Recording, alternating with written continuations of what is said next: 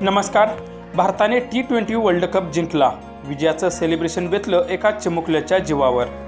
सविस्तर बातमी पुढे पाहण्याआधी तुम्ही आपल्या चॅनलवरती नवीन असाल तर आपला आरजी मराठी न्यूज चॅनल जरूर सबस्क्राइब करून घ्या।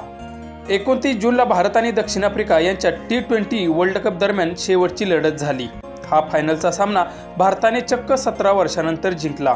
त्यामुळे सर्व भारतीय क्रिकेट प्रेमींनी रस्त्यावर उतरून वाजत नाचत फटाके फोडून आनंद साजरा केला।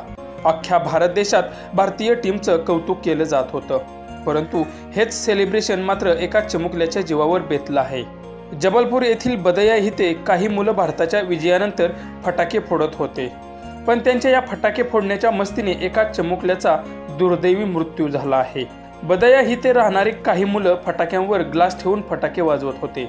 त्यावेळी दीपक ठाकूर हा चिमुकला तिथे उभा राहून पाहत होता आणि त्याच वेळी फटाका फुटला आणि ग्लासचे बारीक तुकडे दीपकला लागले आणि त्याच वेळी तो जागेवर खाली कोसळला आणि कळवळू लागला। एकीकडे जल्लोष सुरूच होता तर दुसरीकडे दीपकला रुग्णालयात दाखल करण्यात आलं, मात्र उपचारादरम्यान दीपकचा मृत्यू झाला। या घटनेनंतर दीपकच्या घरावर दुःखाचा डोंगर कोसळला आहे।